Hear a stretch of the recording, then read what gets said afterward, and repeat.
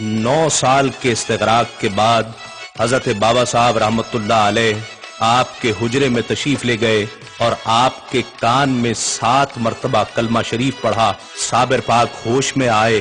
बाबा साहब ने अपने महबूब मुरीद को सीने से लगा लिया और अपनी कुलाह मुबारक पहनाकर सिलसिलाए चिश्त की खिलाफत से सरफराज फरमाया और आपको हिंदुस्तान के एक कस्बा कलियर में जाकर गुमराह इंसानियत की रुश्द व हिदायत का हुक्म दिया। आप मुर्शिद के हुक्म की तामील के तौर पर कलियर तशरीफ लाए और एक मकान में सुकूनत इख्तियार कर ली और याद इलाही में मसरूफ हो गए। अदायगी नमाज के लिए मस्जिद में तशरीफ ले जाते। असर की नमाज के बाद आपने जामे मस्जिद में दर्स व वाज का सिलसिला शुरू फरमाया। देखते ही देखते लोग आपके करीब होते चले गए। कलियर शहर के काजी का नाम तबरक था। वो खासा बाअसर मगर सख्त गिर इंसान था। हजरत मखदूम साबिर रहमतुल्लाह अलैह की शोहरत व मकबूलियत के किस्से उस तक भी पहुंच चुके थे। वो तबन हासिद किस्म का इंसान था।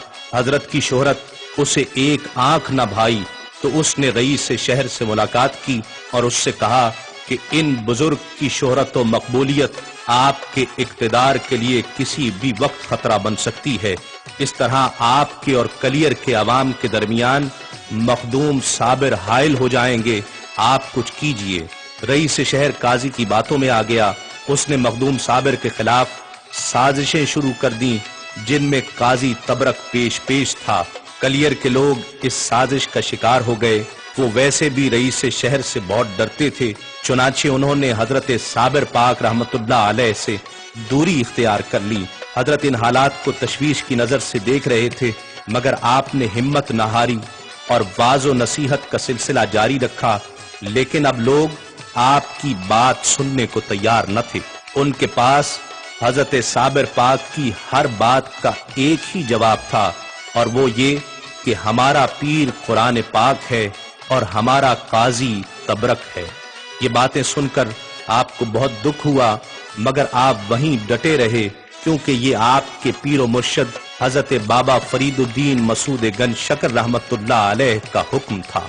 एक रोज रईस शहर आपको आजमाने के लिए आपकी खिदमत में हाजिर हुआ और कहा कि मेरी एक बकरी कहीं गुम हो गई है। अगर आप उसका पता बता दें तो मैं आपका मोतक़िद बन जाऊंगा।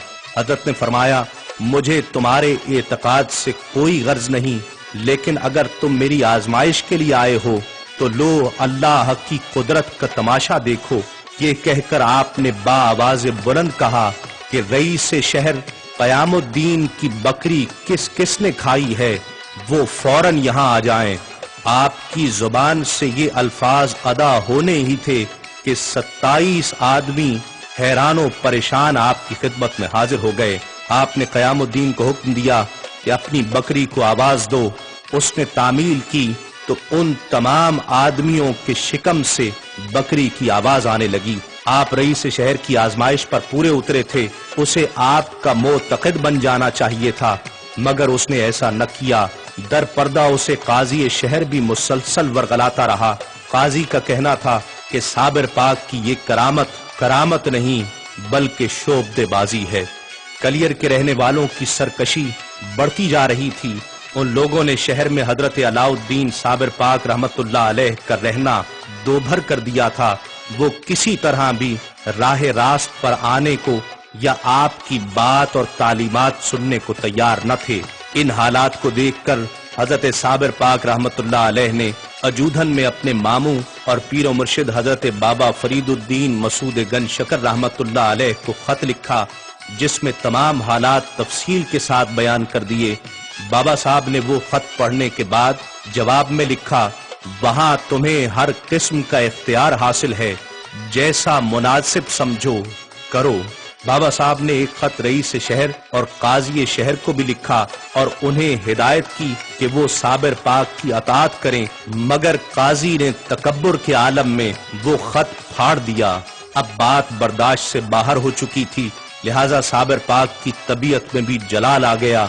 आप कलियर वालों को सीधे रास्ते पर लाना चाहते थे मगर वो मुसलसल सरकशी और नाफरमानी का मुजाहरा कर रहे थे। جمعے کے روز صابر پاک بھی نماز جمعہ ادا کرنے مسجد میں پہنچے اور پہلی صف میں تشریف فرما ہوئے قاضی شہر نے دیکھا تو آپ کو وہاں سے اٹھنے کا حکم دیا۔ دوسرے لوگوں نے بھی آپ کے ساتھ تعاون نہ کیا، آپ جہاں بیٹھنے کی کوشش کرتے وہاں سے اٹھا دیے جاتے۔ آخر آپ مایوس ہو کر مسجد سے باہر تشریف لائے۔ مسجد میں نماز شروع ہو گئی۔ جب لوگ رکوع اور سجدے کی حالت میں تھے تو آپ نے مسجد کو حکم دیا کہ اے مسجد، سب سجدے میں ہیں، کیا تو سجدہ نہ کرے گی؟ آپ کا یہ کہنا تھا کہ مسجد دھڑام سے زمین بوس ہو گئی اور اس کے اندر موجود تمام لوگ ہلاک ہو گئے۔ نافرمان اور سرکش لوگ اپنے انجام کو پہنچ چکے تھے، مگر حضرت علاء الدین صابر کلیری رحمت اللہ علیہ کے جلال میں کوئی کمی واقع نہیں ہوئی تھی۔ آپ گولر کے ایک درخت کے نیچے جا کر کھڑے ہو گئے۔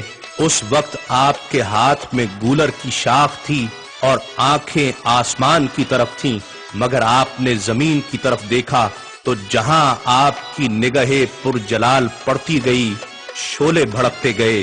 رفتہ رفتہ اس آگ نے پورے شہر کو اپنی لپیٹ میں لے لیا اور پورا شہر جل کر راکھ ہو گیا۔